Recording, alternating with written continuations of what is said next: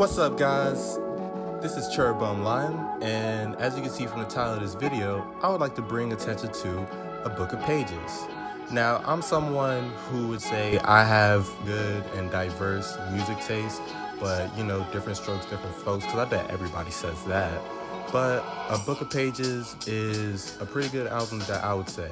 So, for those of you who don't know, Page Kennedy is a pretty long-time actor. He was on shows like Blue Mountain State, which was on Spike, as Radon Randell. He was also on HBO's Weeds as U-Turn. So also in The Upshaws, and Backstrom is a show I would recommend for those of you who like detective shows. I also kind of like, I'm not gonna lie, maybe probably a guilty pleasure, shows like that, like the BBC version of Sherlock Holmes with Benedict Cumberbatch. He was also in movies like both of the Leprechaun movies, The Meg 2, which just came out this year, and Rhett and Link's buddy system, Rhett and Link from Epic Mealtime. That was on YouTube Red. I don't know if y'all saw that. Me personally, I didn't. But that's just because of YouTube Red. Nothing against them. I'm also apologizing. That's not a sneak diss if they happen to see this, but I doubt it. But A Book of Pages is an album by Page Kennedy. Normally, if you hear an actor making an album, that can already garner some hate, but it's not always a bad thing. I only say that because Donald Glover, you might also know him as Childish Gambino, was also an actor, and he started off as a YouTuber actually, doing sketch comedy. I remember I used to watch his old Derek comedy videos. They would be funny, and then it would kind of turn dark. I would definitely put those kind of videos almost over College Humor, if you remember those back in those days. When he was doing Derek comedy, he was also rapping at the time, and at first it was Sick Boy before he later changed it to Childish Gambino. You might still be able to find albums under Sick Boy, but with Spin Real being dead and gone now, that can be iffy. Maybe SoundCloud. Those are the two that I used. I don't know if anybody uses other ones. He later changed his name to Childish Gambino down the line. When he started his acting career, it was on Dirty Rock with, it almost sounds like Dirty Rock, 30 Rock. And that was with Tina Fey picking him up. It was on MSNBC, and he later went on to do Community, as well as make some movies and his own shows and movies now. And I'll personally say, like, what he's personally made versus what he's acted on, what he personally makes are bangers. But if because of the internet, he even made a screenplay for that, and that's what already let me know that once he starts making his own things, I knew it was going to be fire. One show I would recommend that's brand new now is Swarm. It's on Amazon Prime and really good, and kind of like a twist. I won't actually spoil it. I recommend you watch it though. It is good. It's good. It's a good show. Also, fun fact, his other good show that I like that was on FX, Atlanta, in the last season, for all my Earl Sweatshirt fans, Earl Sweatshirt was Blue Blood. And it was in the episode that I think was representative about MF Doom passing, another one of my favorite artists and rappers for a long time. I got introduced to MF Doom through watching Boondocks as a kid too. It was in one of the earlier episodes when they were trying to kidnap Oprah. It was a song Raid. That was one of the first songs I heard by him, and his rap was just different. I liked it. Yeah. So now that I'm done showing how much of a fan of I am, because I swear with certain artists I could be a pretty big fanboy, but I'm not like. Back to my point. If you check out the album A Book of Pages, his first song Practice comes out with a strong opening, and Page talks about where he started before he was acting. He goes pretty hard. It's not just some regular rah-rah, I'm just trying to get money. It sounds like he's really speaking from the heart, and his music sounds genuine, and that's something I like more than anything. Like another rapper, Westside Gunn. I'm not for nothing, I'm not coming at any other artists, or I guess you could say mainstream artists, because certain people might turn their nose up once it becomes mainstream. I'm not saying that. No matter if someone gets famous or not, it's all about the music and bars.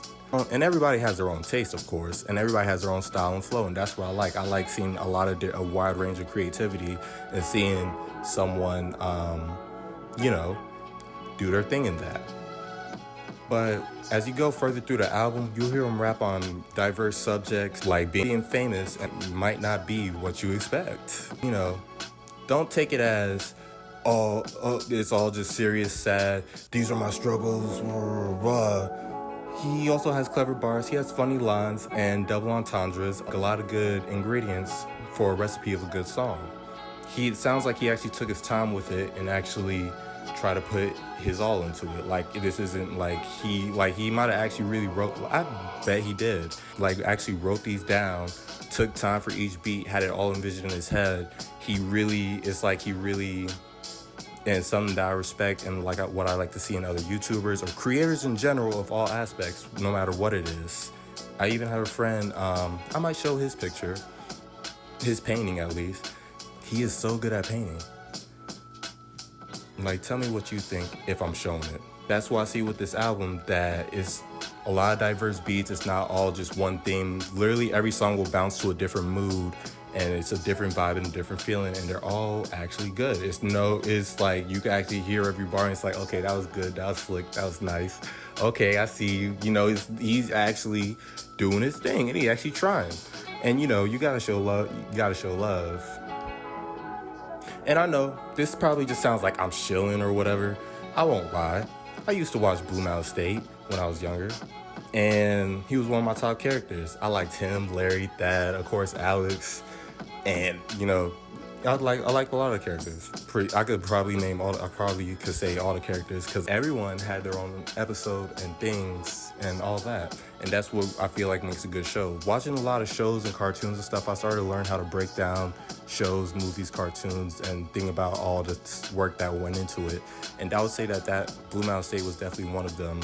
And it was just supposed to be like a college frat show with guys playing football and all that, but it was different. It's not, it could look easier, you might think it's easy, but a lot of those certain things actually still take effort. If it's ever going to be good, there's a good amount of effort that's put into it.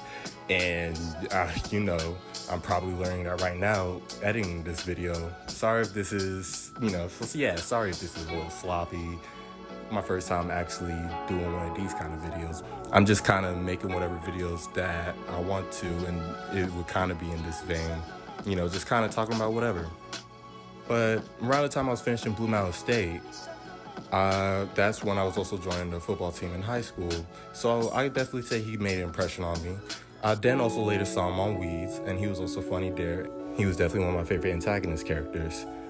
And when I was already writing this, I had to write it because, there's so many thoughts and things that I didn't want to forget anything. So I got to put my thoughts down because I might be scatterbrained. I don't know. I also think I might have ADHD, but I've never been diagnosed. Might cut that out because why would you say that? But track 5, Scammers, is a good song that I guess if you've ever been scammed before, it definitely says those feelings, but it also is funny, comes at them, and it's witty. I like witty rappers too. That might just also be my taste. I hear some people call that ABC rap. I don't know exactly. I kind of forget. And he even did an interview recently, and this is a dude who said he looked up to Michael Jackson as part of why he wanted to be an entertainer in general. Like, all the time, even as a kid, this dude always wanted to entertain people, make people laugh, make them cry. This is a thing that he likes to do. He likes to be, I don't want to say influencer. What is the word I'm looking for? He really likes to entertain people. It's funny that I say that. I'm watching the show right now. Sorry for this quick little sidebar. I'm just now watching it. Little Witch Academia, for anime fans, is just like the main character in that show. Although I don't really see her as the main character, she wants to just be like her idol who entertained her as a kid and made her want to be a witch. And but I definitely get that sentiment because I'm the same way in a way. I like telling funny jokes because I like making people laugh. I like to make people laugh, smile, feel good. I like doing nice things to make people feel good because I will get into that philosophy later because it's going to be about sadness and stuff. But yeah, I can see what he means by that when he says Michael Jackson is either an influence or partial influence because it bleeds into his music. You can tell he took his time with this and put real effort into it. And If you want to check it out, it should be on all music platforms. I got it on Apple Music. It definitely should be on Spotify. What isn't on Spotify? All those kind of things. You can check them out. I don't know if I'm going to link it in this video. Maybe, maybe not. And by the by, if you would like to talk to Paige Kennedy, if you like the album or his past acting or just talk to him in general, he's on Snapchat. And I apologize for this if this happens to blow up. He wants to talk to his fans too. Really hear what people think and everything. It's like that. Either give him good feedback, bad feedback, whatever. But, just don't bully the guy or whatever, be on that dumb stuff because, I feel like he really tried with this and he really did good. Whether this blows up or it doesn't, it'll get 0 views, 1 views, 100 views. But that's whatever. And he'll actually talk to his fans, which is cool to me. It reminds me of when I was younger and got to talk to Tyler, the Creator, back when he used to be on Formspring, back when that was a site. If anybody remembers that, please let me know in the comments. You could ask him questions or talk to him directly, and that was someone who I asked for advice at the time too. I forget, I think I was either 10, 11, or 12, and he gave me the weirdest advice. I didn't understand it at the time, but I kind of do now, even though it's kind of different. I might talk about it in a future video if people ask. I would say he gave me advice. The only way I knew was how to act like me, the way how my parents raised me. Always be nice and respectful. Do unto others as you would want to be done unto you. And, for some people, they like that and respect that. And other people, of course, things will happen. Stand for what you believe in. And that's another thing that I like. I like seeing that in people too. Because it's so easy for people to quit. Another rapper that I like is Kanye West. And one of his bars that's always stuck with me as a kid was from The Glory, where he said, "For me, it's always harder to give up than to try." I feel the same way. Even no matter how bad something is or what kind of situation or how bad I failed so many times, guys, and I hope this kind of helps you. Never quit. You always got to go back to the drawing board, always try again. You can fail a million times, but you only need one time to be successful. Even if it's a video game or whatever, it's just like, dang, but it just had that aha moment. No matter what, I always keep on trying things, and I'm kind of stubborn in that way. If I feel or know that it can work. That's basically what Tyler, the Creator, would kind of talk about in his music, all the way from up to even now with Call Me If You Get Lost, and then he also had the estate sale. Every time, no matter, if he could fit it in wherever he can, he always has the message of, do whatever you want to do, be who you want to be, don't try to fit others' mold, be who you want to be, create what you want, and always believe in yourself. At least if you messed up, it was your choice and not because you listened to somebody else. And I guess you could call that the woke culture before it. It's just that I guess that's why I've always liked Tyler, the Creator, even now. Because he even says himself, the way how he confirms that for a lot of other people, someone did that for him. And I believe it was Pharrell. No matter what you do what's right, do you. Me personally, I like that because it motivates me to want to do better myself. I always like it when a rapper or celebrity is willing to talk to their fans too. That, that's another thing that I like. But, that shows that they're just a regular person and they're not letting the fame go to their head. But if you made it to the end of the video, then thank you. Please like, comment, and subscribe, and honestly, let me know what you think about this video, the album, or music, or Paige Kennedy himself, or whatever. I would like to hear what anybody's thoughts in general are. And I would like to thank you so much. This has been Cherb Online, and I will see